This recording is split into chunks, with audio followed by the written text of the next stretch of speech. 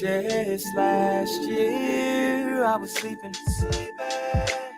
living my life in fear. I was dreaming, wasting my time here with these demons. Yeah, with these demons. Yeah. Oh, yeah. So filled up with these bullet holes. Body leaking blood, I think I'm finished though. My head hit the ground on the kitchen floor. Yeah, now I'm praying to the one who created me. There's a reason why I have all this energy. Got me dancing on the beat like it's Billie Jean. Yeah, I know you're feeling these, ooh silly. I was killing these wicked enemies. Yeah, you're kidding me. Got to be kidding me. Yeah, he's coming, there's no way that you're stopping him. Thief in the night, there's no way that you're locking him. Wicked individuals to fire with a mockery. I thank him every day because he came and then he died for me.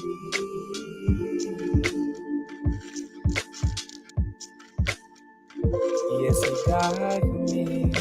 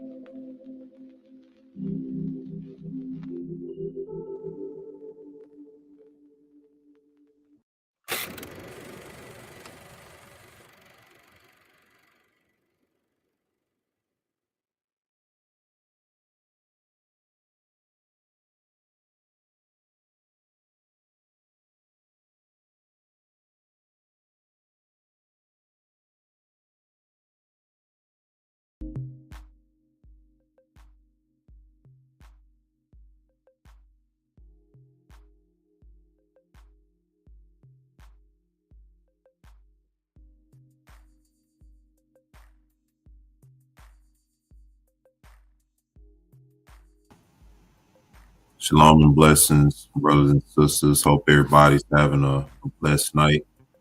Hope you had a blessed day. Want to welcome you to this segment of Let Us Read. We're going to be picking it up where we left off in the book of Enoch. If you haven't caught the first two segments, feel free to go back and check those out to be caught up to speed with where we are today in that reading in the book of Enoch. In the first segment, we sort of dealt with some prophecy. The first chapter of Enoch, all the way to the fifth chapter, is dealing with the prophecies in the end times when the Most High would come and deliver his people and bring judgment on the nations. And we saw how the book of Jude was a confirmation of that. The book of Jude is basically from the 14th chapter down to the 14th verse of the book of Jude, down to maybe like the 16th verse or the 18th verse. It's basically quoting from the prophecies of Enoch, the first chapter of Enoch. And I don't know if you brothers and sisters remember the video we did bringing out the connection between, well, not the connection, but we did the reading in the book of Josephus when the brother Banya was talking about the judgments when the souls go down into Hades, and how Sheol was divided into two divisions. But he also read where it said the Most High in the beginning, before he created anything, he first established the judgment. And so with that in mind, when we read the book of Enoch, we went also into the book of Jubilees, where it let us know that Enoch was the first record. And so seeing how Enoch was the first record, you open up the first book of the book of Enoch and it's giving you the judgment. And so we see that the Most High, from the beginning of time, from the first record, he established the judgment. Excuse me. And it was said that Enoch was the first to learn writing and wisdom as well. And so we confirmed that. In the second part, we dealt more with the connection of Genesis, the 6th chapter, showing how the angels in the beginning came down and manifest themselves as men and took wives among themselves. And as a result of that, it brought forth a race of giants in the earth. And we showed how the earth bears record and witness of that. And we showed how the angels also corrupted the earth, revealed a lot of things to mankind that caused the earth to become corrupt. We dealt with that. This week, we're going to be sort of picking it up from there. We also dealt with the flood a little bit. This is the reason why the Most High brought the flood on the earth. And also, before I continue, let me do something real quick. There's a documentary.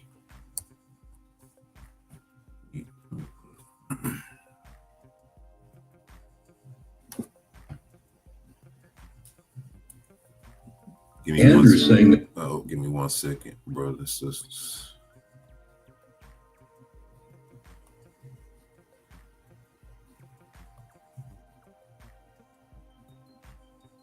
All right, let me do this real quick. Since we on the topic of Enoch and the flood, I just want to share something. My fair use is out there, so I should be good on that. But in any case, I'm not going to share the sound. All right. I'm just going to share somewhat a little bit of this as I narrate. But this is a documentary. The title of this documentary is called Is Genesis History? All right. Is Genesis History? I'm going to copy the link and post it. This documentary, in my view, is real powerful, real informative. And what they're trying to do is determine whether or not the events in the book of Genesis, is there any actual proof or evidence in the earth of these things happening? And what you'll find is that a lot of these scientists and archaeologists, they go through and they verify the proof of the flood actually taking place during the days of Noah. Excuse me. And so the title of that is Genesis History? If you haven't already, go ahead and check it out. I see Brother Davion Murphy said he seen it last week. Go ahead and let me know what you think about the documentary. Put that in the chat for me real quick if you can. But I thought it was real good. What's going on, Jabroni? I didn't even greet the chat. I was getting ready to do that here in a second. I'm just kind of bringing some things out. But real good documentary, a lot of evidence, a lot of proof. And it backs what we're dealing with in our reading from the book of Enoch. So this week we're gonna pick it up from there. Let me go ahead and greet the chat. Got Mr. Original School. I see you in the chat. Hope you had a blessed day. Shalom to you. Got Brother Darnell Black Shear. Shalom and blessings to you.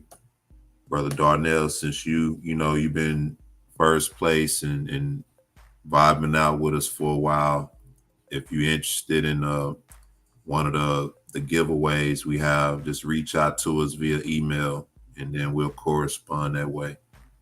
But good to see you in the chat. Got my love in the chat as always. Good to see you. Brother Jason Camper, shalom to you. Hope you had a blessed day. Brother Davion Murphy, shalom to you. Got Sister CC in the chat. Shalom and blessings to you. It's always good to see you as well. It look like that's everybody. Got Brother Jabroni in the chat. All right. I saw the email you sent me, bro. I haven't had a chance to look at it yet, but the next segment, I'm going to start from the one you sent first because we're going to bring all that work out. But good to see you, bro. Hope you had a blessed day. Glad y'all could join in. The emails, the way to reach out to us across the bottom there. I'm going to keep that up for a while. That way you brothers and sisters can get that information down. For anybody who's new to the channel and just now maybe looking in, emails across the bottom. Before we close out, I'll post up a banner of the other platforms we have as well. And also go and check out the website, trueebree.com, TRUEBREE.com. I want to thank everybody who has went on to the site. Got some new merchandise on the site, some things we know that the brothers and sisters will appreciate. All right, so TRUEBREE.com. Thank you, brothers and sisters, for that. What I want to do right now, before we get deep into the reading, though, and I can't, I was going to hold this back for another time, but I want to talk about how the map is wrong. And this is something a lot of brothers and sisters may be aware of, but the map as we know it is wrong. And I want to show some things, a couple of quick videos on that, but I want to reference this passage. This is Jeremiah chapter 50. And I'm going to start at verse 6. He says, "My people had been a lost sheep. Their shepherds have caused them to go astray. They have turned them away unto the mountains. They have gone from mountain to hill. They have forgotten their resting place. All that found them have devoured them. And their adversary said, We offend not, because they have sinned against Yahweh, the habitation of justice, even Yahweh, the hope of their fathers. So my people have been a lost sheep. The shepherds have led them astray. They have turned them away on the mountains. They have gone from mountain to hill. They have forgotten their resting place." All right. Verse 8, "Remove out of the midst of Babel, and go forth out of the land of the Chaldeans, and be as the he goats before the flocks." So we are lost sheep. We're turned away unto the mountains, and they have gone from mountain to hill. All right. In other words, they everywhere. And yet he's saying, remove out of the midst of Babel, and go forth out of the land of the Chaldeans, and be as the he goats. For lo, I will raise and cause to come up against Babel an assembly of great nations. Hold on, He said, for lo, I will raise and cause to come up against Babel an assembly of great nations from the north country. An assembly of great nations from the north country, and they shall set themselves in array against her. From thence she shall be taken. Their arrows shall be as a mighty expert man, and none shall return in vain. So we know that this is speaking of when the Most High is bringing judgment on Babylon. All right. So it says he's going to bring up an assembly of great nations from the North Country. All right. I want y'all to keep that in mind. I want to play a video real quick. Let me pull it up. All right. Remember the map as we know it. All right. Give me a second.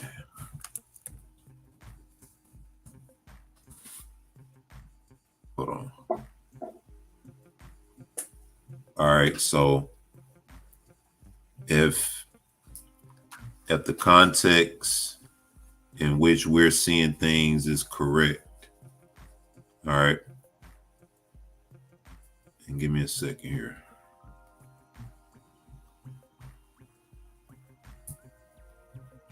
All right, we know the context in which we understand scripture, and according to the map, we determine prophecy and everything, the nations and everything according to this. All right. We see, if you can see my arrow right here moving, my cursor rather, I'm on the United States. This is said to be the nation, Babylon the Great, that would be ruling in the end time. All right. This is the United States. We see right above that is Canada. All right. And we know Alaska is part of the U.S. Right up here, this is Greenland. All right. So according to this map, it said an assembly of nations from the North Country would come and destroy Babylon. Right. This is according to how we understand it, prophecy. People say Babylon is a world system, which it's neither here nor there. It's neither right nor wrong, but in context of what we know in the end times, what nation would be ruling, that's the United States.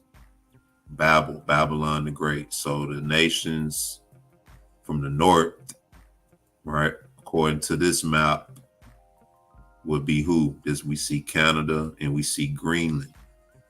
All right. Now, unless the nations that said to destroy Babylon in the end are going to assemble in these areas and come down to Babylon, this wouldn't be a accurate depiction to be able to say that prophecy is true. But I want to show y'all something. Hold on. Let me show you something. This, which one I want to do first?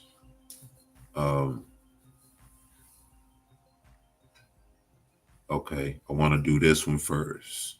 I got two of them, but I want to do this one first. Several years, images were recorded. Hold on. No thing like that. When you first pull it up, it just start playing like that. Hold on.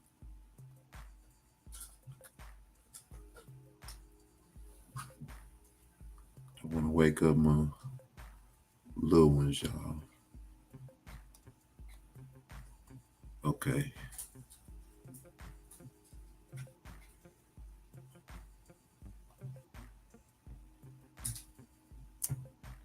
All right, we still under fair use. Hold on. Okay. Check this out.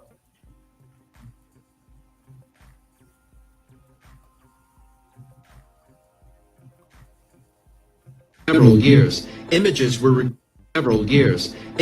recorded by cameras installed in all these places during the day and at night.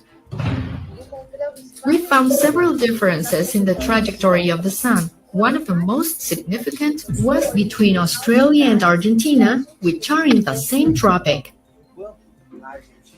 While in Argentina, the sun moves at about 180 degrees. In Australia, it moves almost 270 degrees, which would be impossible in a spherical Earth model.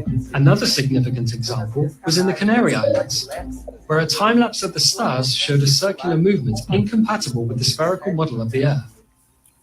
Notice it's showing they put cameras in different regions in the earth and they recorded the pattern of the stars and of the sun. And they're basically saying that the stars rotate around the earth. You know, the stars, the sun, and the moon rotates around the earth, and they're trying to determine the angles in which the constellations rotate. And so they have this recorded in different regions throughout the earth. This movement would only be justified if the plates were near the poles in a spherical Earth, which is not the case. We do not understand that with so many discrepancies we have found, and with the technology available today, no researcher, no scientist, no astronomer, no space agency in the world has perceived any of this. The discrepancy in the comparison of the trajectory of the sun and the stars between the different points when related to its geographical position in the current world map allowed to generate a new geographical model of the continents. So because they were able to generate the trajectories of the sun, the stars, and how everything rotates, they were able to, one, determine that the earth is not a sphere, or we're not on a globe. Number two, that the continents as we know it is not correct. So what they're about to do now is show you a model of how the continents are actually located on the earth due to their research. In this model, the continents present a size and position somewhat different from the current world map.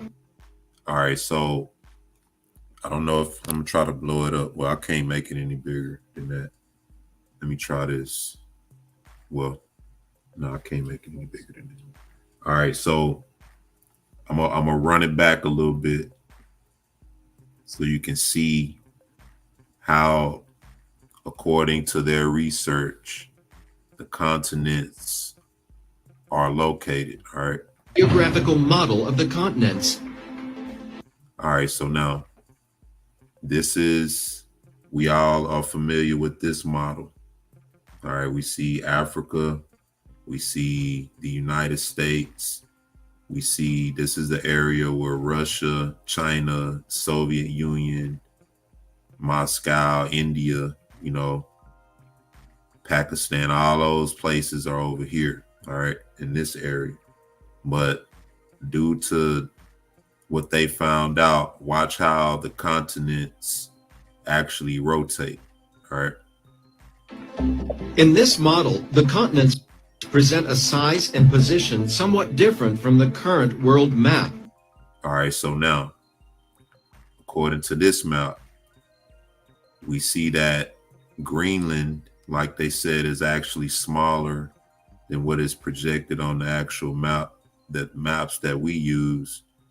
We see that this is the continent that we know of as Africa. All right.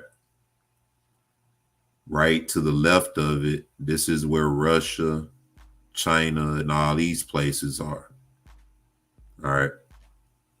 Right below it is the United States. And right below that is South America. All right, I'm gonna run it back, just if you can catch it. Geographical model of the continents. In this model, the continents present. All right, see, so this is Greenland, United States, South America, Africa, Russia, China, Soviet Union, all those places. All right, check this out. A size and position somewhat different from the current world map, having the North Pole to the center and the other continents around it. Present a size and position somewhat different from the current world map, having the North Pole to the center and the other continents. All right, so now from this perspective, when we look at prophecy, when the Most High says, with this being Babel, United States, he said he would bring an assembly of nations from the north. Russia, China, Iran, Pakistan, all these different places, right? This would accurately fit with what we read in prophecy, and this was done based on human research outside of the Bible. And I'm sure y'all have seen many sources where they basically telling you that the map is not correct. The continents are not where we told that they are. All right, so now I want you to remember that model, all right, of how the continents are located based on actual research. All right, and I want to share this video. Hold on. After we share this, then we'll get into the reading for the night. All right. Now in this video, I'm sure brothers and sisters are familiar with flight patterns.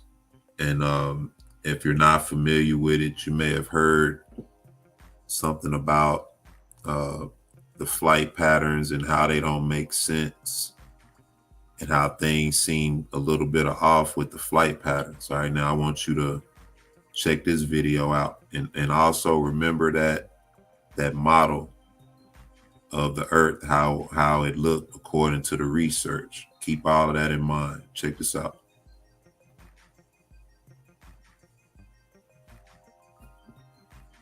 If your flight had to make a sudden emergency landing and landed over 1,000 miles away in 3 to 4 states away from anywhere you're supposed to be, would you question why? Let's talk about it. So a flight from New York to Hawaii had a pregnant woman on board who went into labor, and they had to make an emergency landing immediately. Where did they land, you ask? Seattle, Washington. Now, upon looking at that flight pattern, it goes about the top left corner of New Mexico, is about the closest you could be to Seattle, either somewhere in there or Arizona. Now, hypothetically, let's just say they were the closest they could have been to Seattle in order to make this make any type of sense. So pretty much anywhere between northeast Arizona and northwest New Mexico, Albuquerque area. Now, if I had somebody going into labor, would I risk a 3-hour detour from Albuquerque to Seattle? Just rough numbers. They were somewhere around Albuquerque. Gotta be for this to make sense, you know what I'm saying? Because Seattle was close, right? Seattle is nowhere near the flight path that they should have been taking to Hawaii. Unless you happen to have a flat earth map somewhere handy. Oh, now it's making a lot more sense. Oh, would you looky there? That's crazy. Now I see why they would stop in Seattle. Yeah, I know what you're thinking. This is just one occurrence, right? One flight doesn't mean anything. How about the emergency landing that happened on a flight between Dallas and Beijing where they landed in Calgary? That doesn't make much sense, does it? Oh, shit, that does make sense.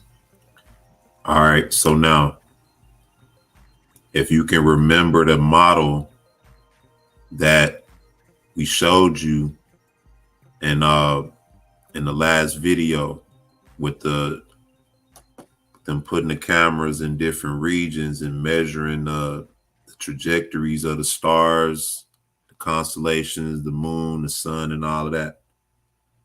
If you can remember that model, all right, with the United States being right here, South America being here, Africa being here, right?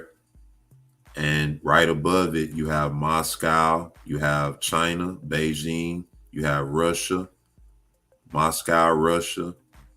And right over here, you have the other nations, the other Asian nations. But the United States is right here. Russia is right above it.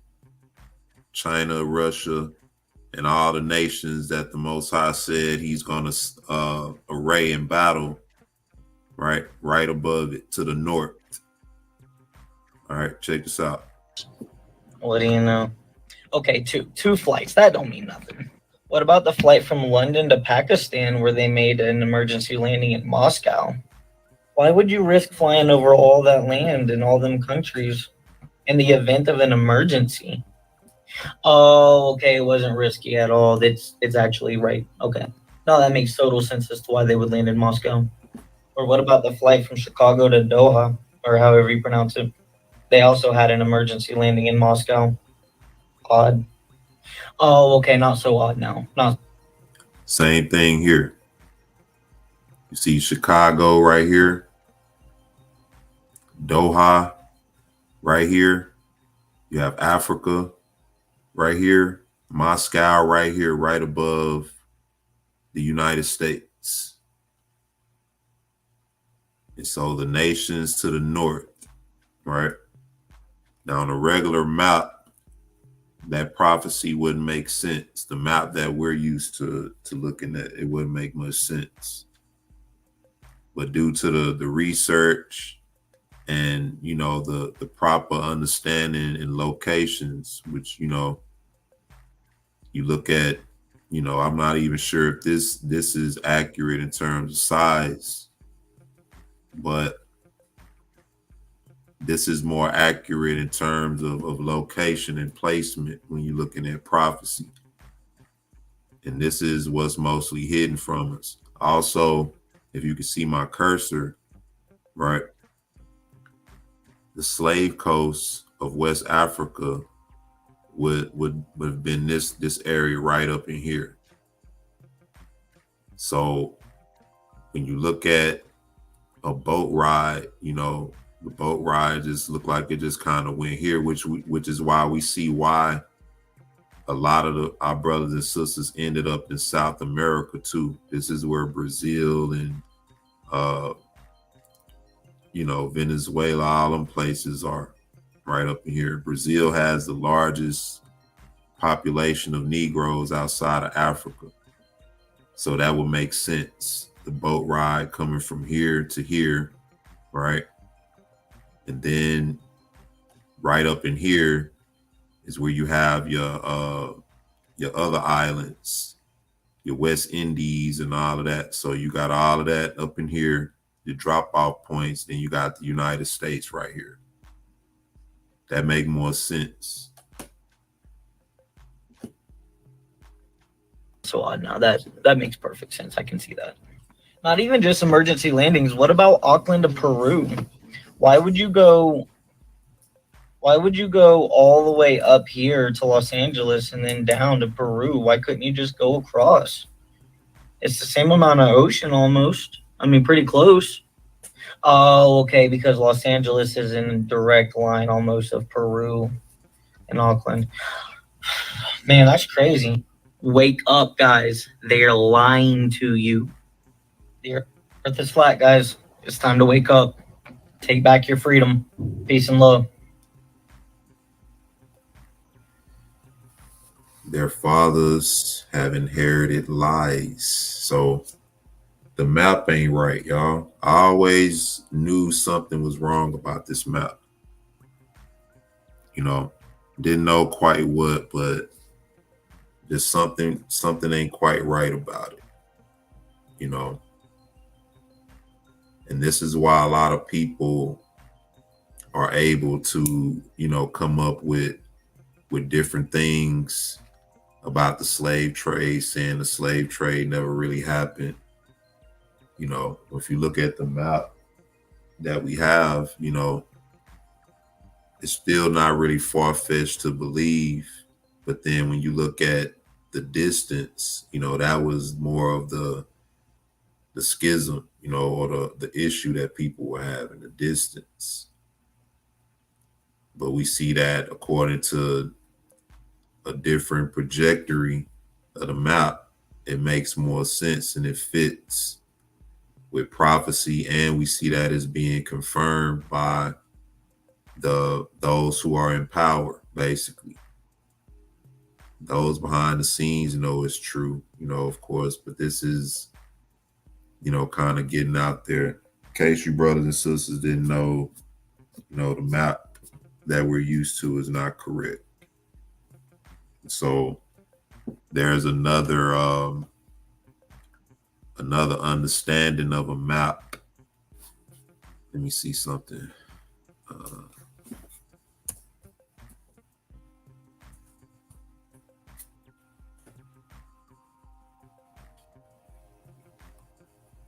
I don't know how accurate or inaccurate this is. Hold on, give me a second. Okay, let me share this. I don't know how accurate or inaccurate this is, but this is something I'm sure brothers and sisters have seen a lot.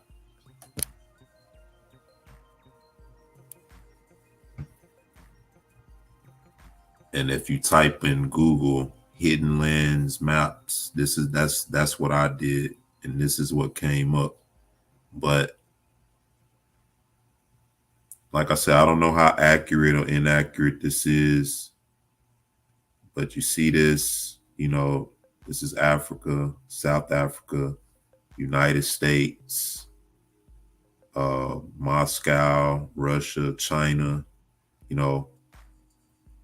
Asia, pretty much. That's what this region is, Asia. And so this is accurate in a sense, but then if you look around it, you see other land masses. I see one right here. It says the moving island. And so I even seen one that's way more vast than this. Don't know if this is accurate or true or not, but it really does make you think and consider, what all have they hidden from us? What about all of the earth and the lands that were covered during the flood, the time of the flood? That's why I say go look at that documentary. During the flood, there were a lot of lands that were hidden via the flood. To this day, you have land masses underneath the water. All these things are mentioned in Esdras too, Second Esdras. He says it's land masses under the oceans and under the seas. And so even when you go back, all right, I'm gonna share this one more time. I don't want to share the sound though.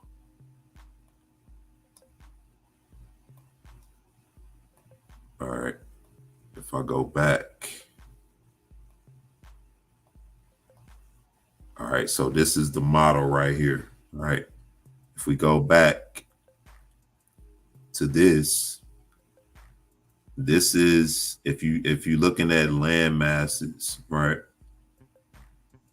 And in Second Esdras, it talks about how the earth is pretty much at a point where it's diminished. The earth is getting smaller, the produce in the earth is getting smaller, the people are smaller. And so this would be, when you look at land masses and lands, this would be relatively small, considering when you read the scripture and it talks about the earth, and during the flood, how that diminished the earth. And over time, you had that same process of land masses shifting and being flooded and all these different types of things. And this is what you have left,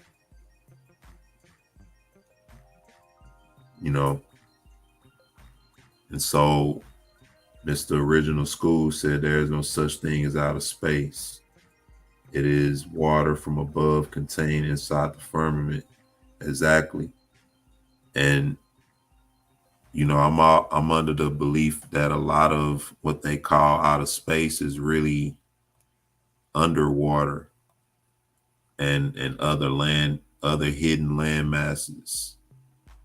There's this one hidden land map that's like I said, is way more vast than that one. But I just wanted to put that out there, brothers and sisters. The map ain't right, and we have a more sure word of prophecy, and we have more confirmation in prophecy. I think in the Psalms it tells us that the truth is going to spring out from the earth. So a lot of these things are being revealed, and we living in a time where we have a chance to learn and understand as much as we can, before everything happens the way it's going to happen. But we take a break and we come back. We're going to get into our reading of the book of Enoch. Hidden land mass is exactly what I was thinking. Yeah, it's a lot of hidden lands. If you go read Second Esdras, he talks about it. I think in the forget what chapter. I think the 5th chapter. I want to say the 4th or the 5th chapter. He talks about the creatures that the Most High had to divide up, Leviathan and Behemoth. Then it goes into how in our times the earth is pretty much diminished. People are shorter, the earth is getting smaller and everything. And so a lot of understanding behind that. Let's take a break. When I come back, we're going to get into the book of Enoch, pick it up where we left off. Shalom and blessings, brothers and sisters. Thank you for your time. I'll be right back. Y'all know how it is.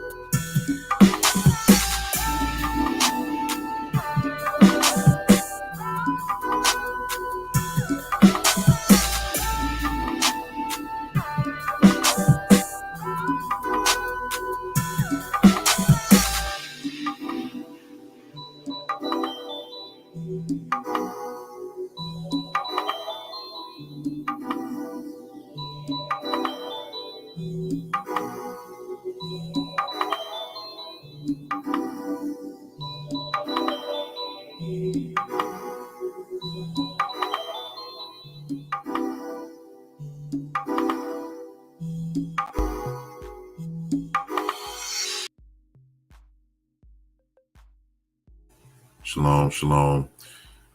Let's get into the reading.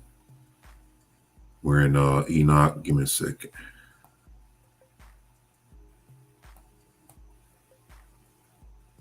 Okay. Brother Malek Immaculate said, couldn't it just have been talking about the Americans, North Pole, Antarctica, Australia, etc.? That would have been hidden to them, I assume. Maybe so. But like I said, even when it comes to that, I'm really confused when it comes to all that, just based on the locations of where things are,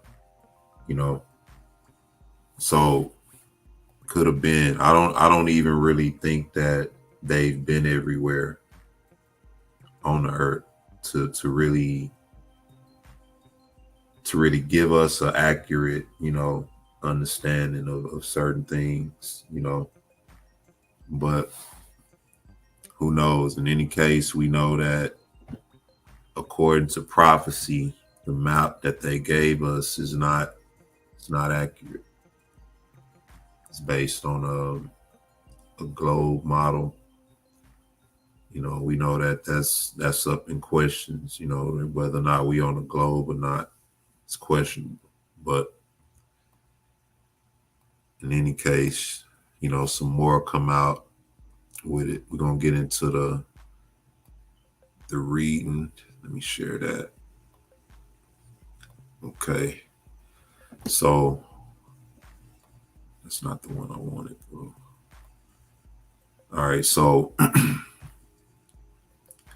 in the last session, we talked about Enoch, well, not Enoch, the angels sleeping with women and creating giants and pretty much polluting the earth. And as a result of that, the Most High brought destruction by means of a flood on the earth. So what we're picking up now is the dream visions of Enoch, his intercession for Azazel. Remember, Azazel was one of the leaders who taught men how to create weapons of war and how to alter their appearance and their eyes and things like that. So he taught men how to commit murder and shed blood. He taught men to pretty much how to alter their appearance and to appear as women and look like women. Mashiach said when he returns that it will be like the days of Noah, and we see that same thing in the earth today. All right. This is his intercession for Azazel and the fallen angels, and his announcement to them of their first and final doom. All right. Chapter 7. Before these things, Enoch was hidden, and no one of the children of men knew where he was hidden and where he abode and what had become of him. And his activities had to do with the watchers, and his days were with the holy ones. But Enoch walked 365 years in the earth with the Most High. It says, and I, Enoch, was blessing the Lord of majesty and the King of the ages. And lo, the watchers called me, Enoch the scribe, and said to me, Enoch, thou scribe of righteousness, go and declare to the watchers of the heaven who have left the high heaven, the holy eternal place, and have defiled themselves with women, and have done as the children of earth do, and have taken unto themselves wives. Ye have wrought great destruction on the earth, and ye shall have no peace nor forgiveness of sin, inasmuch as they delight themselves in their children. The murder of their beloved ones shall they see, and over the destruction of their children shall they lament, and shall make supplication unto eternity. But mercy and peace shall ye not attain. If you brothers and sisters can recall, I believe in the first one we did in the book of Jasher, I want to say, it says that Enoch was pretty much called up after he reigned in the earth. The Most High sent an angel to tell him that he wanted him to come and judge among the angels and the watchers in the heaven. All right, so it's pretty much reflecting on that. It's chapter 8. It says, and Enoch went and said, Azazel, thou shalt have no peace. A severe sentence has gone forth against thee to put thee in bonds, and thou shalt not have toleration nor request granted to thee, because of the unrighteousness which thou hast taught, and because of all the works of godlessness and unrighteousness and sin which thou hast shown to men. Then I went and spoke to them all together, and they were all afraid, and fear and trembling seized them. And they besought me to draw up a petition for them, that they might find forgiveness, and to read their petition in the presence of the Lord of heaven. So these angels, Enoch came to judge the angels who polluted the earth. And once he started to pronounce judgment on Azazel, all the rest of them got, it said that, what it say? I don't want to paraphrase it. It says they were all afraid, and fear and trembling seized them. All right, so now the judgment is getting ready to be pronounced. And if you read in the chapters above, it talks about how all the angels came together in one consent and agreed to do this thing. All right, so it says, and they besought me to draw up a petition for them, that they might find forgiveness, and to read their petition in the presence of the Lord of heaven. All right, now before we continue, I want to reference something real quick. It says that the angels petitioned, right? They besought Enoch to draw up a petition for them so that they might find forgiveness. I don't know if some of you brothers and sisters are familiar with some of the feedback from the music industry. For instance, I've heard people in the music industry talk about Lucifer and how how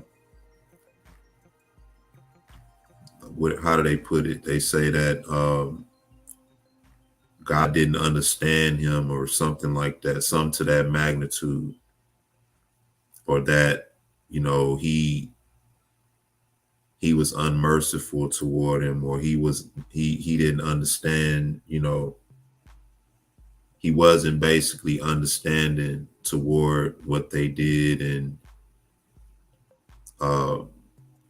you hear people in the music industry talk about that kind of thing. Not to get too deep into it, but this kind of reminds me of that, where it said they petitioned Enoch to go to the Most High so that they might find forgiveness. But it says, for from thenceforth they could not speak with him, nor lift up their eyes to heaven, for shame of their sins for which they had been condemned. Then I wrote out their petition and the prayer in regard to the spirits and their deeds individually, and in regard to their requests that they should have forgiveness and length of days. And I went off and sat down at the waters of Dan, in the land of Dan, to the south of the west of Hermon. I read their petition till I fell asleep. And behold, a dream came to me, and visions fell down upon me. And I saw visions of chastisement, and a voice came bidding me, I to tell it to the sons of heaven and reprimand them. So it said he went to the land of Dan. Now this is the record of Enoch. And so they translated, whoever translated this is pretty much the land that Enoch was in during this particular time. Later on, it became the land of Dan, kind of like how in the book of Jubilees, it talks about the land of Gilead was once called the land of the Rephaim. And so the Rephaim were a race of giants that lived in that land. And so once the Most High destroyed them, later on that land became the land of Gilead. So over time, lands transition and change names. So this is just letting you know, this is the land he was in. And later on, this is what that land became. This is Enoch's record. But while he was there, he said a voice came to him, bidding him to go and reprimand the sons of heaven. So basically, the petition that he wrote out for them, the Most High was not going to grant that petition to them. It says, and when I awakened, I came unto them, and they were all gathered together. Hold on one second.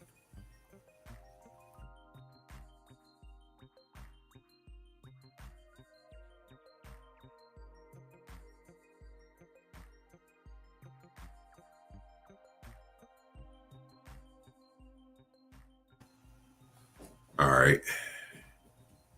So, and when I awakened, I came unto them, and they were all sitting together, talking about the angels, weeping in Abel's Jael, which is between Lebanon and Senesar, with their faces covered. And I recounted before them all the visions which I had seen in sleep. And I began to speak words of righteousness and to reprimand the heavenly watchers. The book of the words of righteousness and of the reprimand of the eternal watchers, in accordance with the command of the Holy Great One in that vision. I saw in my sleep what I will now say with a tongue of flesh and with the breath of my mouth, which the Great One has given to men to converse therewith and understand with the heart, as he has created and given to man the power of understanding the word of wisdom. So hath he created me also, and given me the power of reprimanding the watchers, the children of heaven. So the Most High has given Enoch the power to judge over the angels. And we know that the Apostle Paul said that we would have that same power eventually.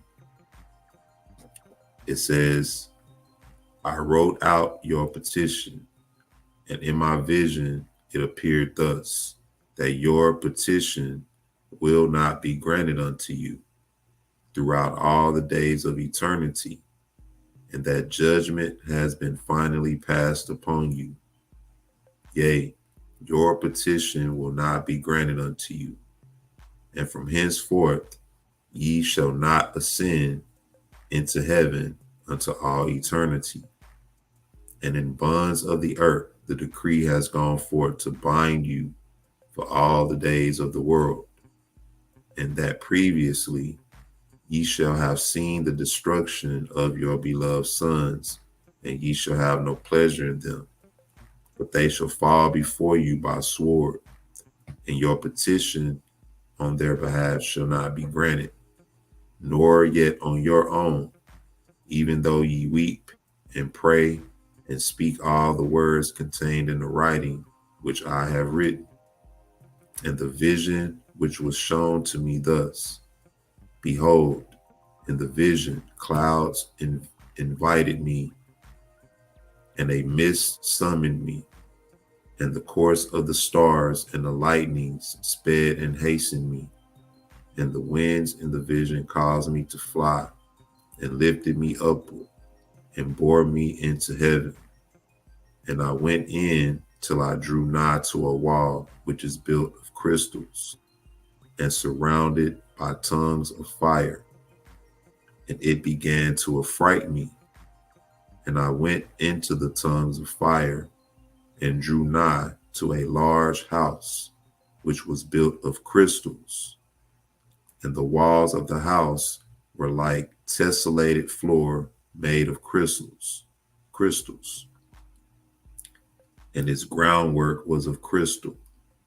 Its ceiling was like the path of the stars and the lightnings, and between them were fiery cherubim, and their heaven was clear as water. A flaming fire surrounded the walls, and its portals blazed with fire. And I entered into that house, and it was hot as fire and cold as ice, and there were no delights of life therein. Fear covered me, and trembling got hold of me. And as I quaked and trembled, I fell upon my face. So now the Most High is pretty much giving him a vision. I don't know if you brothers and sisters are familiar with, or if you remember the reading from the Testament of Abraham, or the Apocalypse of Abraham, where it talks about the many heavens, or the levels of the heavens. In the Testament of Levi, it talks about the levels of the heavens, and how each level there's a firmament above each heaven, right? And in each level you have angels serving and ministering on different levels. And so Enoch is pretty much right now in one of those heavens, and he's seeing a house made of all crystal. He's looking up and he see the ceiling, and it said it was made of what it said. It said its ceiling was like the path of the stars and the lightnings, and between them were fiery cherubim. So the fiery cherubim are a certain class of angels that the Most High created in the heavens. It says, and their heaven was clear as water. So you had a heaven above the level where he was on, and it said it was clear as water, so they could see through it. It says, and a flaming fire surrounded the walls, and its portals blazed with fire. And he said when he entered in, it was hot as fire and cold as ice, and there was no delights of life therein. Now, this is a level in the heavens. If we continue to read throughout this book, he's going to talk about heaven and a lot of what he's allowed to see. But he said, and as I quaked and trembled, I fell upon my face. And it says, and I beheld a vision, and lo, there was a second house greater than the former, and the entire portal stood open before me, and it was built of flames of fire, and in every respect it so excelled in splendor and magnificence and extent that I cannot describe to you its splendor and its extent. And its floor was of fire, and above it were lightnings, and the path of the stars, and its ceiling also was flaming fire. So in this house, it said the floor was made out of fire, and it said the ceiling was also made out of fire, flaming fire. He's just walking on it. All right. It says, and I looked and saw therein a lofty throne. Its appearance was as crystal, and the wheels thereof as the shining sun. And there was the vision of cherubim, and from underneath the throne came streams of flaming fire, so that I could not look thereon. And the great glory sat thereon, and his raiment shone more brilliantly than the sun, and was whiter than any snow. None of the angels could enter and could behold his face by reason of the magnificence and glory, and no flesh could behold him. The flaming fire was round about him, and a great fire stood before him, and none around could draw nigh him. 10,000 times 10,000 stood before him, yet he needed no counselor. And the most holy ones who were nigh to him did not leave by night nor depart from him. All right, so let me see. It said 10,000s times 10,000 stood before him. All right. Give me a second. Let me see something real quick.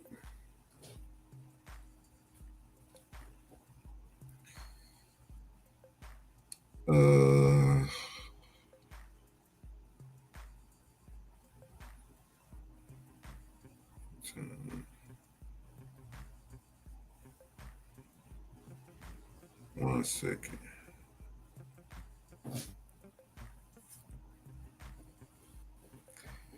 Okay.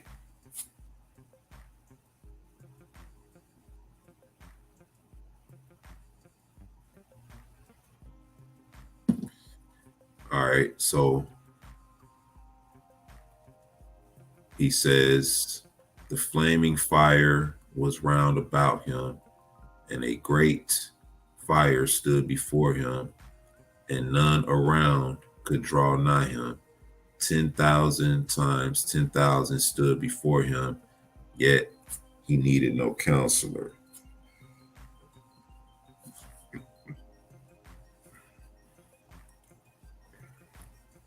Let's see something.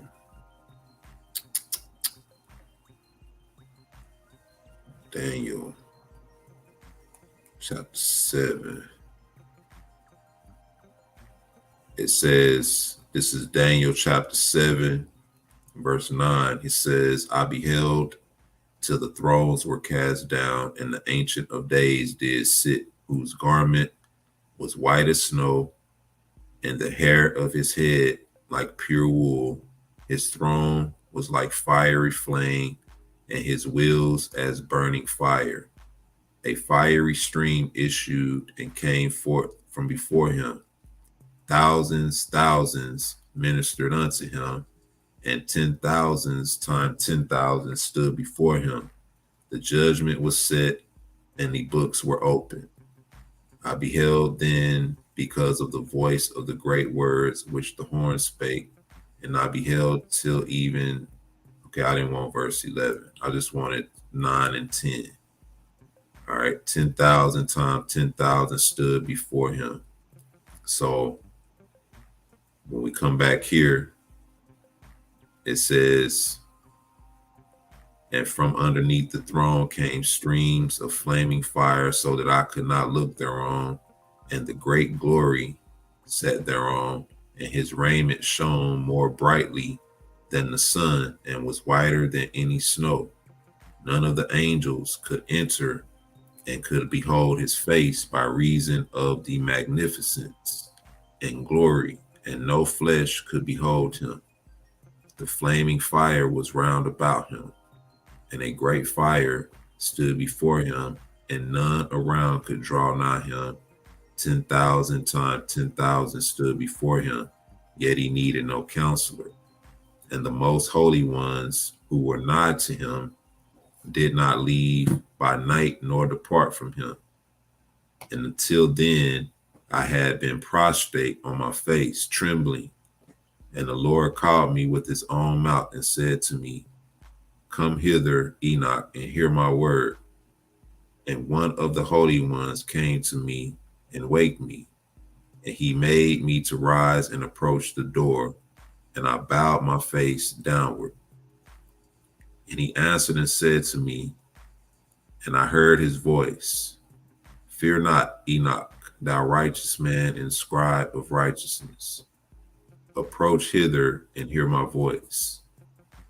And go, say to the watchers of heaven, who have sent thee to intercede for them, you should intercede for men and not men for you. So in other words, tell the angels you should be interceding for men and not men for you. It says, Wherefore have ye left the high, holy, and eternal heaven, and lain with women, and defiled yourselves with the daughters of men, and taken to yourselves wives, and done like the children of earth, and begotten giants as your sons.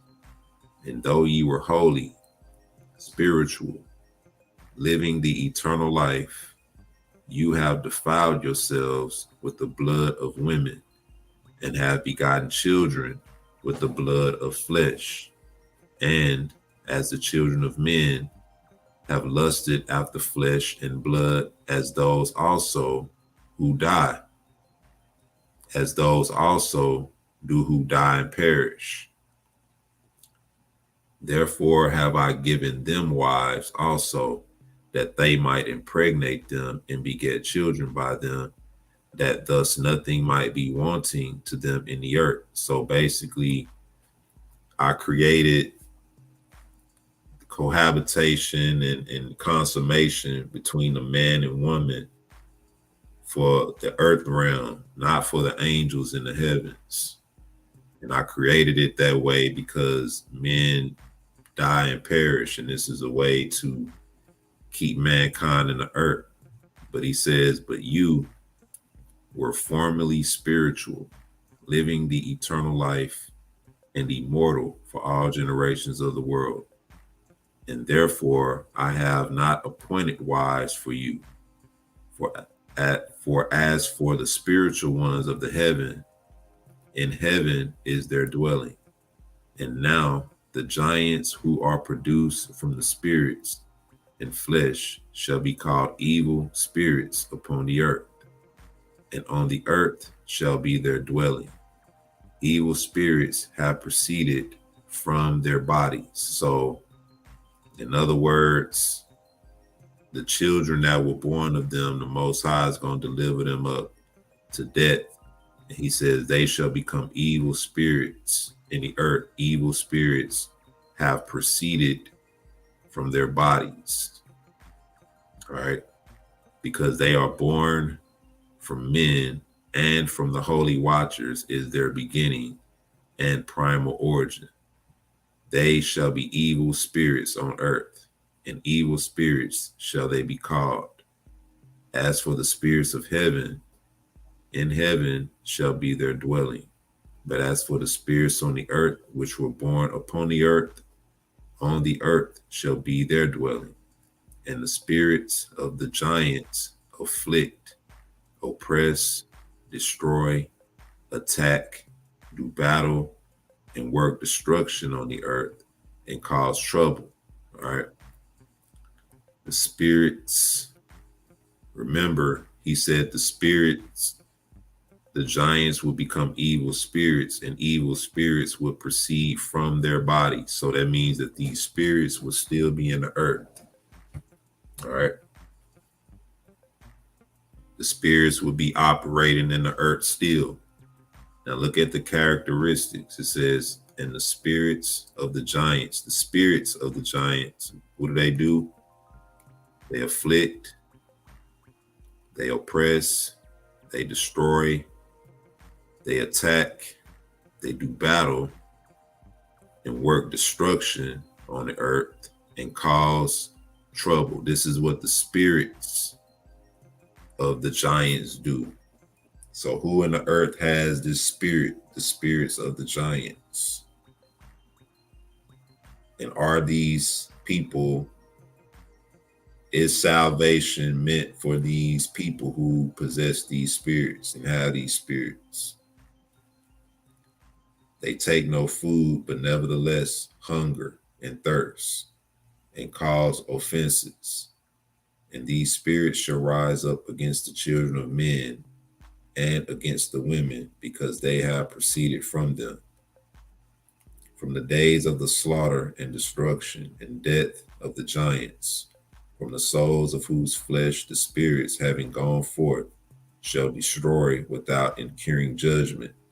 Thus shall they destroy until the day of the consummation, the great judgment, in which the age shall be consummated over the watchers and the godless. Yea, shall be wholly consummated.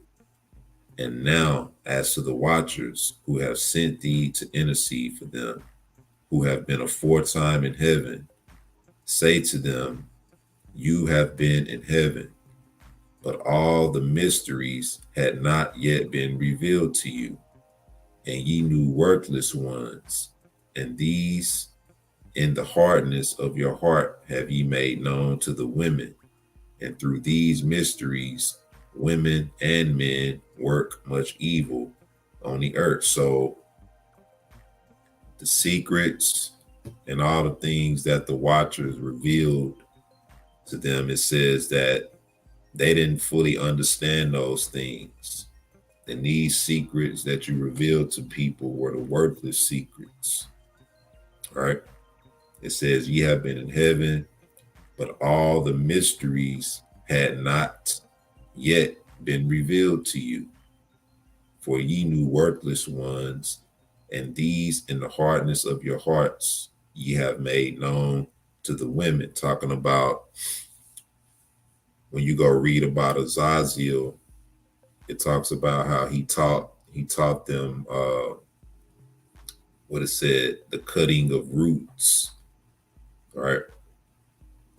And I forget the other term it said, but he basically taught them witchcraft and the cutting of roots. Root cutting is pretty much doing rituals, calling on spirits and doing rituals as a means of trying to get certain results.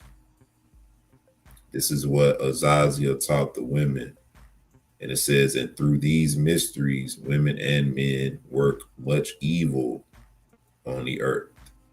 So this is not righteousness that these brothers and sisters are practicing when they deal with this demonic energy, all of this secret energy and stuff. It says it works much evil on the earth. Say to them, therefore, ye have no peace. All right. So let me take a break right here. When we come back, we're going to continue. I'm not good with these Roman numerals, y'all. I'm not going to lie. But that's chapter 17 right here. This is where we are. The Most High is getting ready to send Enoch to pretty much pronounce the judgment on these watchers for their iniquities. All right, so shalom and blessings, everybody. I'll be right back. When we come back, we're going to continue.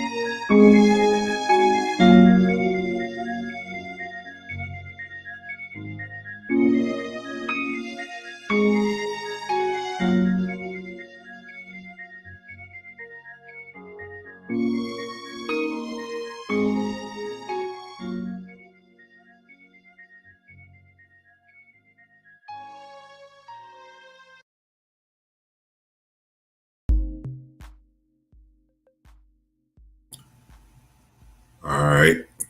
Shout out to the brother Smitty for that track. You got anything music wise? Y'all know what it is. I'm gonna put the emails back up real quick. Send everything to us via email, music wise. Any questions, concerns about anything, go check out the website as well, trueebry.com. If you got any feedback on your merchandise, also send that to us via email, my email in particular. All right. It's ebrystore@gmail.com. The other brothers' emails are scrolling across the bottom as well. All right. So now let's get back into it. The book of Enoch. The first record written according to our record, the record of Jubilee. All right, so we're examining this.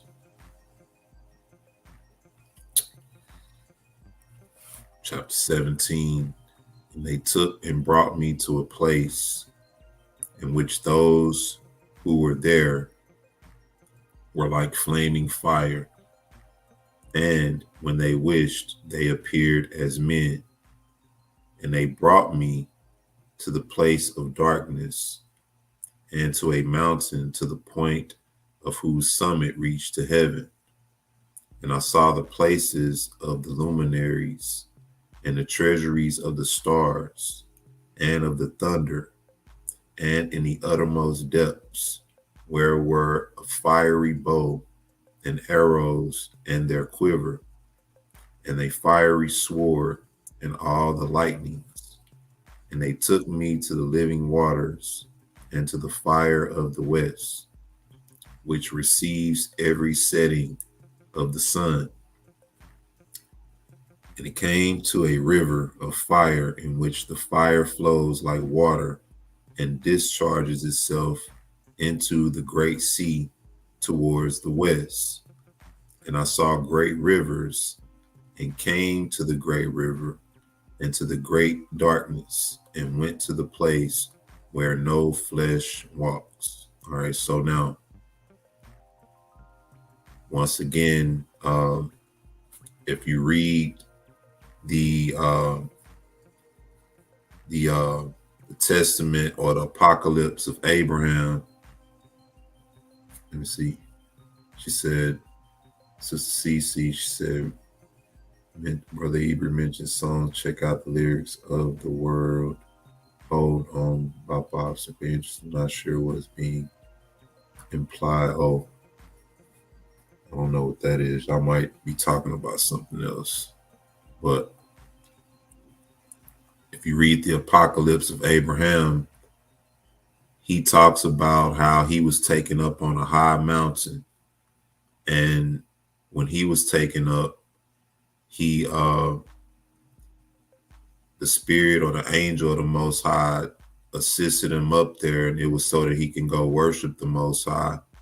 And when he got there, an unclean fowl came up to where he was, and that unclean fowl was actually a spirit.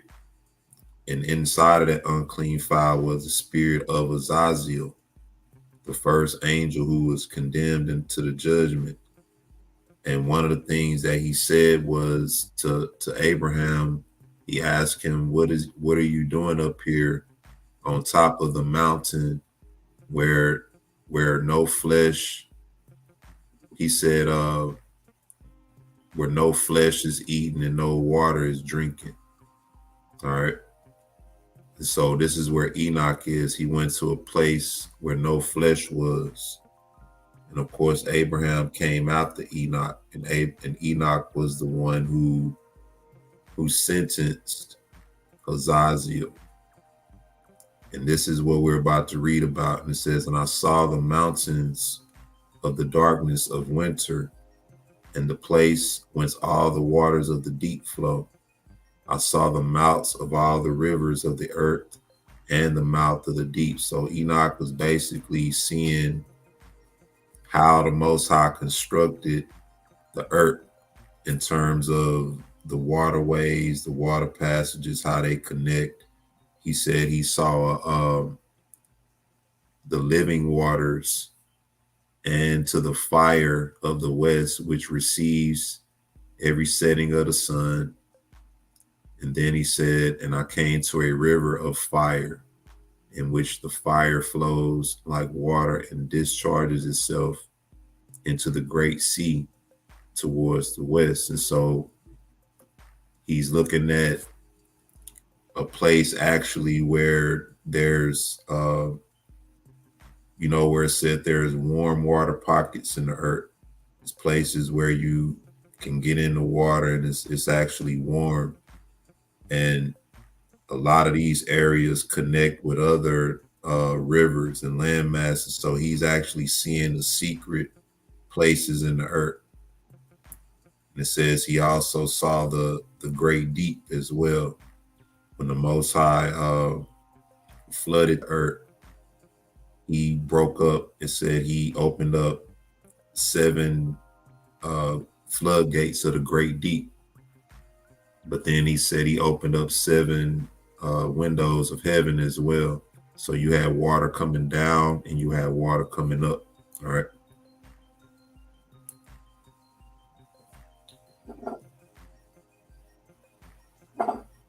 All right. So, and I saw the mountains of the darkness of winter in the place whence all the waters of the deep flow.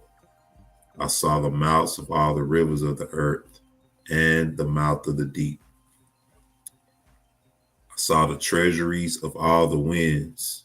I saw how he furnished with them the whole creation and the firm foundations of the earth. All right, so he saw the treasuries of all the winds.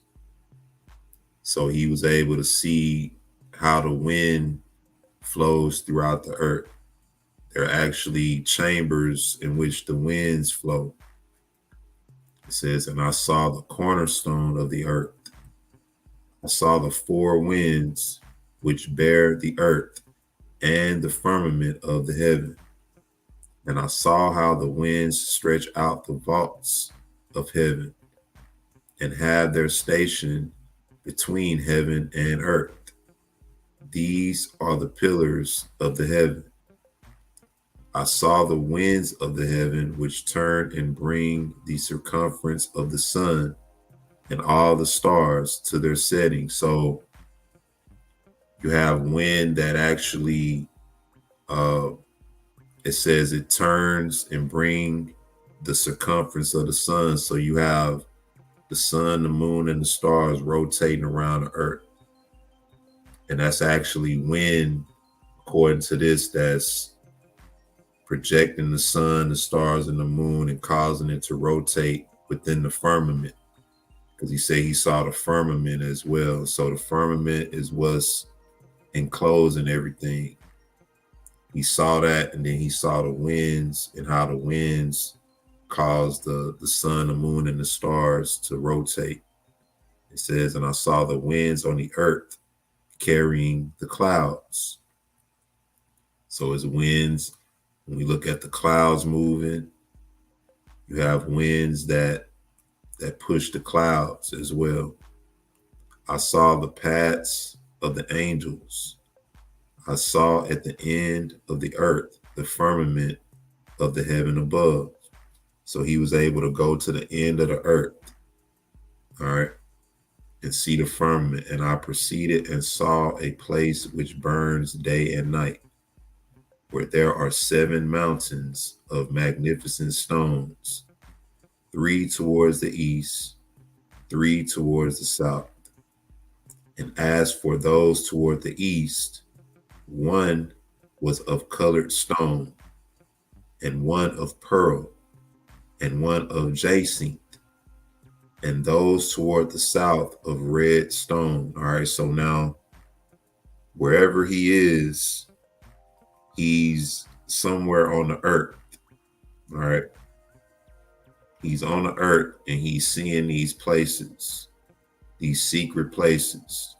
Now, remember, I mentioned before how I don't believe that they've been everywhere on the earth, and that there are lands and places that I believe haven't been inhabited.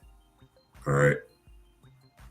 And so if these are places on the earth, and Enoch is seeing these places, then where are these places now?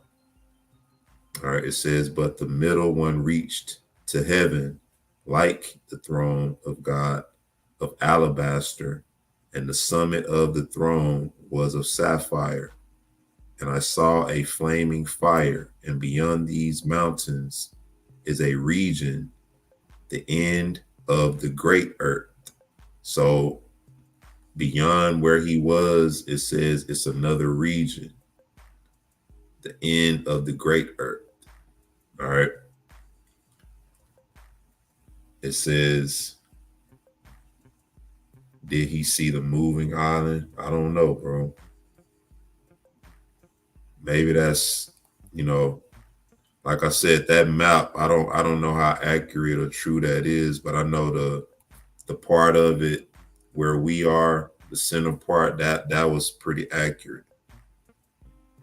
But we're reading right here that he's seeing all these different things. He's already in a secret part of the earth, and now he's looking at another region beyond that. It says beyond these mountains is a region, the end of the great earth.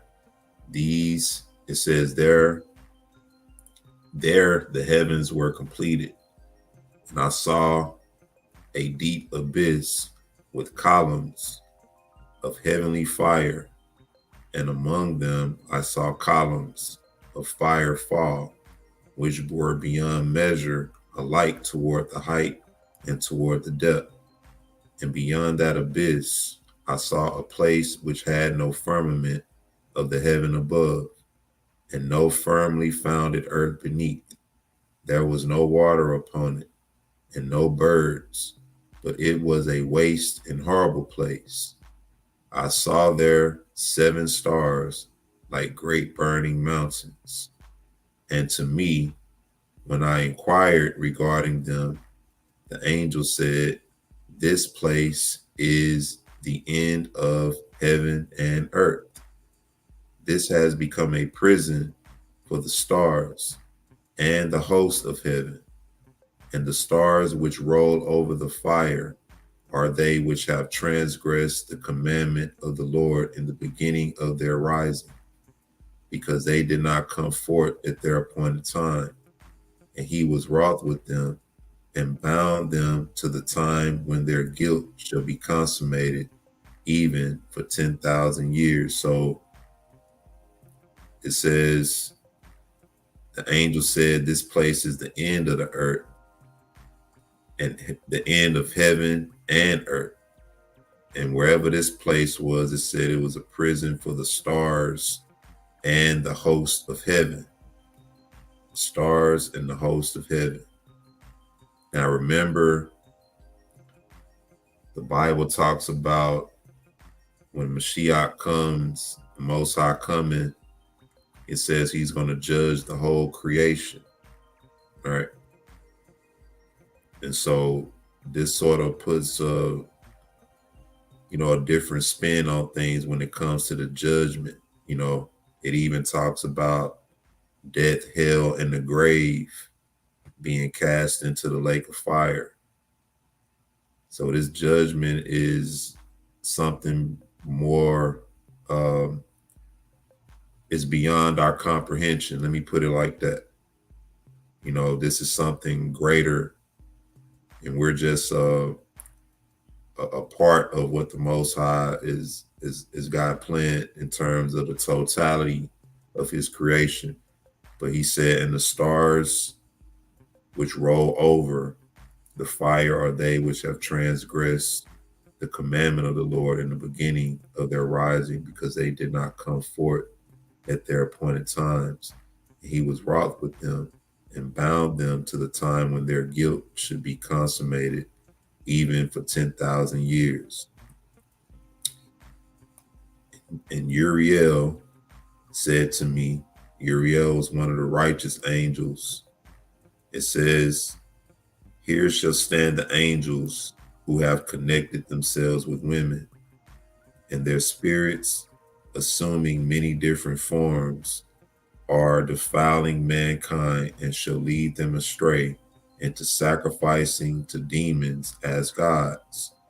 Here shall they stand to the day of the great judgment, in which they shall be judged till they are made an end of. All right, so the angel Uriel is saying that the spirits that defiled themselves with women, right? Notice it said, assuming many different forms. All right. So these angels could appear as men, and we were even told that where it says, be careful how you entertain strangers, for some have entertained angels unaware. And so these angels that slept with women, it caused the people to go astray into sacrificing to demons as gods. All right. So everybody who's into any kind of secret worship or, anything like that, witchcraft, any type of magic, all these things are demonic. All right. And this, what is it said? Assuming many different forms are defiling mankind and shall lead them astray into sacrificing to demons as gods. Here shall they stand to the day of the great judgment, in which they shall be judged till they are made an end of. And the women also of the angels who went astray shall become sirens. All right. So, give me a second.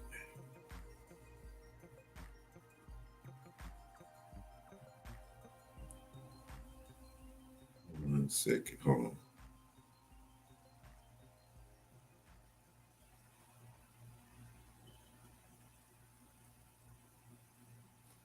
All right. Let me pull this up. So the angels, the demons, or the angels who sacrifice with women, he said that they shall stand to the day of the great judgment, in which they shall be judged till they are made an end of. All right. So that was the judgment on the angels. So, and the women also of the angels who went astray shall become sirens. So the women who laid with these angels and gave birth to the polluted race, it said these women should become sirens. Okay, hold on one second. Let's see what that is.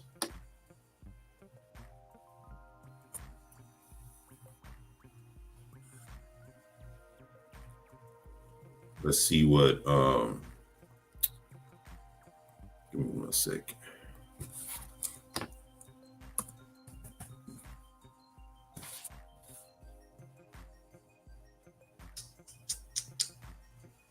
Okay, cool.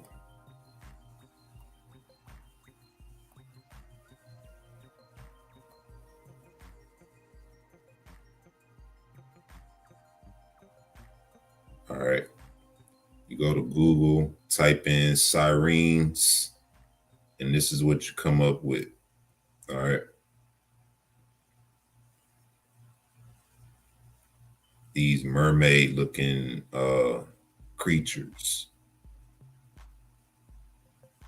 A lot of evidence saying that a lot of these have been found and spotted as well, but the angels who slept with the women, it said the women should become sirens.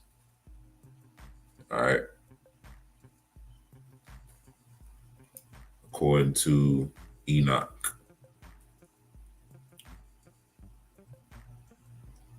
Like I said, it's already a lot of evidence showing that these creatures do exist They are real. I don't know about the recent pictures showing there's one that shows like a mermaid looking creature that washed up on the beach somewhere in Africa. Not sure how accurate or true that is, but you see a lot of things like that. And you can go look it up, you know. These are things I look up all the time. So yeah. That's what he said the women who slept with the angels would become. Shalom, brother Eric Tinsley. I see you in the chat, bro. So he say, my life is delayed like crazy, so disregard. Oh, nah, it's good, bro. He said, and the women also of the angels who went astray shall become sirens. And I, Enoch alone, saw the vision, the ends of all things, and no man shall see as I have seen. So now, Enoch saw two judgments. He saw the first judgment of the great flood, and he also saw the end time judgments of the earth. And when you get into his history, you will find out that him being a scribe, he's actually one of the two witnesses of Revelations, the 11th chapter. All right. And so it says name and functions of the seven archangels. All right. These are the archangels, are the holy angels that serve before the Most High, that didn't leave their estate. It says, and these are the names of the holy angels who watch. Uriel, one of the holy angels, who is over the world, over Tartarus. All right. Not quite sure what that is. Let me see what kind of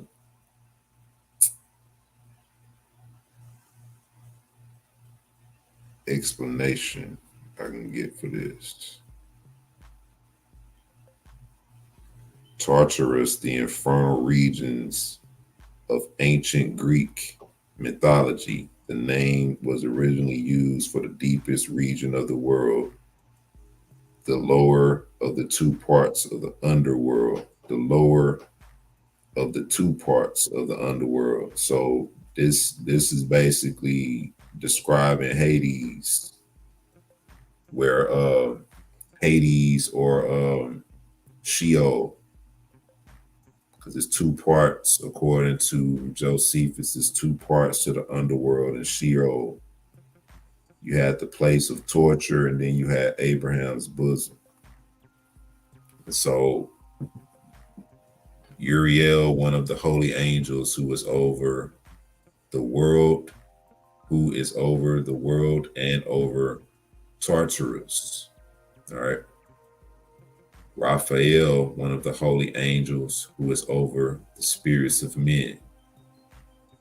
Raguel, one of the holy angels who takes vengeance on the world of the luminaries.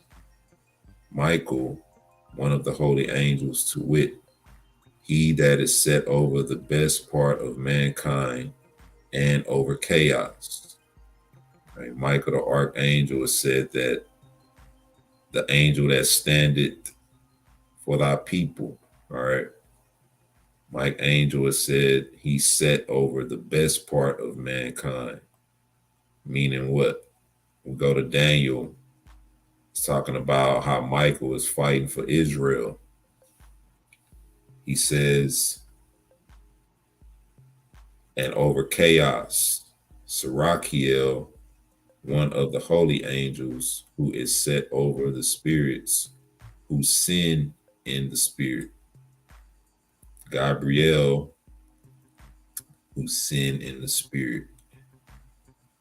I'm gonna have to look into that. It says Gabriel, one of the holy angels who is over paradise, and the serpents and the cherubim, and Remiel, one of the holy angels, whom God set over those who rise. Preliminary and final place of punishment of the fallen angels, quote, stars. And I proceeded to where things were chaotic, and I saw there something horrible. I saw neither a heaven above, nor a firmly founded earth, but a place chaotic and horrible. And there I saw 7 stars of the heaven bound together in it, like great mountains, and burning with fire. And then I said, for what sin are they bound, and on what account have they been cast in hither? Then said Uriel, one of the holy angels, who was with me, and was chief over them, and said, Enoch, why dost thou ask, and why art thou eager for the truth? These are of the number of the stars of heaven, which have transgressed the commandment of the Lord, and are bound here till 10,000 years, the time until by their sins are consummated. All right, so oftentimes you'll read through the prophets, and even in the Apocrypha, you'll read through some of the prophets, and they'll ask angels questions, and oftentimes you will see the angel respond in this manner. All right. He said, why dost thou ask, and why art thou eager for the truth? All right. What I get from this is that when it comes to dealing with the truth, and when it comes to having truth revealed to us, sometimes we can be so eager, and rush into it. And at times that sort of messes up the divine revelation at times, because in our eagerness, in our zeal, we'll do things or we'll make moves that we're not really unctioned to make at the time. The Most High is about timing in a lot of things. And so, eager to know the truth. Why art thou eager to know the truth? A lot of the things that we read in the book of Enoch, for some people coming into the truth, it's not really good to start here, because some things may sound far-fetched. It'll have you thinking like this is a book of mysticism and Greek mythology, where, when you do the research, you'll see that a lot of that stuff comes from our ancient records. There's no record that predates this record. If we're going by the belief of the biblical understanding, the biblical records, there's no record that predates this. This is Enoch was the 7th man from Adam. All right, so in being in the truth, we can't be eager to know the truth. We have to let the Most High lead us into the truth. He said, and from thence I went to another place, which was still more horrible than the former. And I saw a horrible thing, a great fire there which burnt and blazed, and the place was cleft as far as the abyss, being full of great descending columns of fire. Neither its extent or magnitude could I see, nor could I conjecture. So this place was beyond, it was so big, it was beyond the magnitude of his perception, but all he could see was burning fire. So then I said, how fearful is this place, and how terrible to look upon.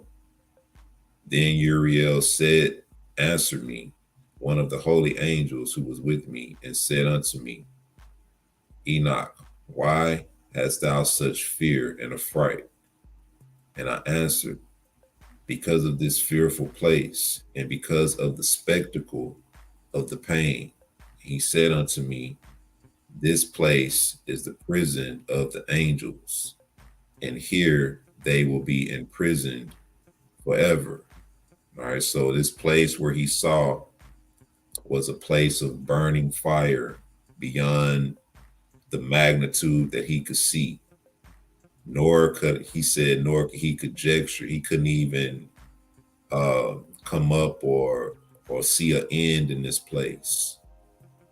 You know how you on a cruise boat or something, you go outside, you look around the cruise boat, and you can see at least the lining, around. But he said he couldn't even conjecture that. This place was so vast and big, and it was just a burning fire. And this was a place of the judgment or the prison for the angels. And it said they will be imprisoned there forever. Think about that. I'm gonna go ahead and stop right there, brothers and sisters. We'll cut it off right here. And when we come back, this is where we're gonna pick up Sheol, or the underworld.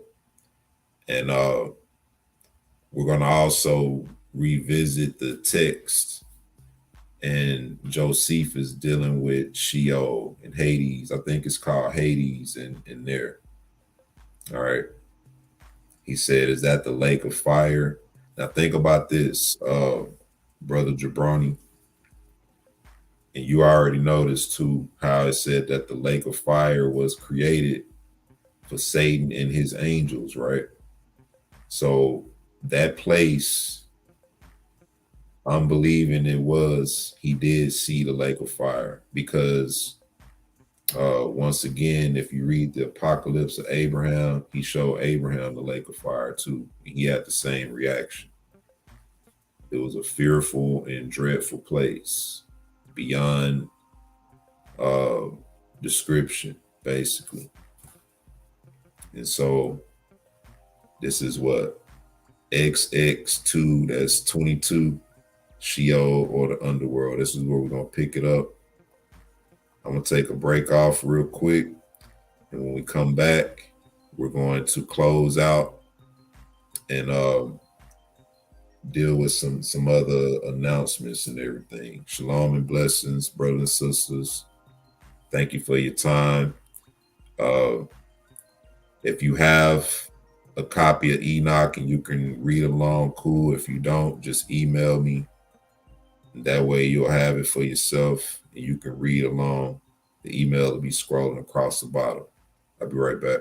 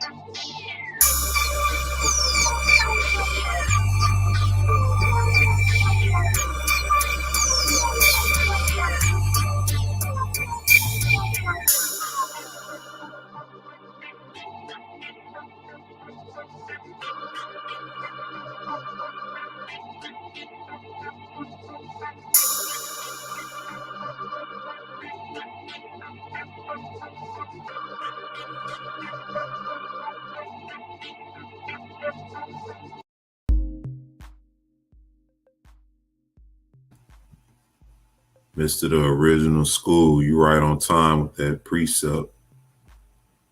Say, behold, he put no trust in his servants, and his angels he charged with folly. Job 15:15. That's Job 4:18. He says in Job 15:15, behold, he put no trust in his saints. Yea, the heavens are not clean in his sight. So we see examples of both of those when we read the book of Enoch. We read an example of the angels committing folly, and then it said the stars of the heavens transgress and were put into a certain area for a certain amount of time. Cold-blooded precept right there, bro. But I'm gonna close out, brothers and sisters. What's today? Sunday. I don't think we have anything for tomorrow. I may come back tomorrow night and do another segment just so we can kind of stay in the loop. But Tuesday, we're going to have a live stream from Wake Up Jacob. Also, you have Wednesday night Kingdom Conversations. Let me put my banners up. My banners do the talking better than I do. Got KC Wednesday nights, 8 p.m. Central. Wake Up Jacob. My set time is Fridays, 7:30 p.m. But those times may vary throughout the week. If I have some time to do more throughout the week, then that's what we'll do. And we'll just meet up like that. Also, don't forget about Brother Kadar YouTube channel. Like and subscribe to that as well. Like, sub, and share this channel and my personal channel as well. That'll be greatly appreciated. Go check out the website, trueebry.com. Get you some nice merchandise. We still doing giveaways as well. In the next segment, I'll have a giveaway, and it'll be based on something that was covered in the first segment. All right.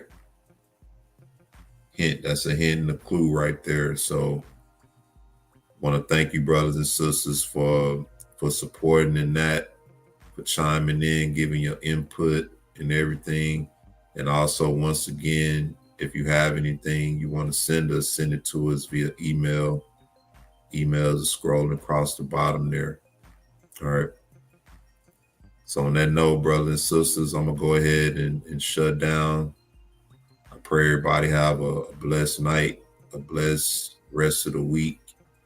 I pray the Most High be with us and keep us safe, protect us.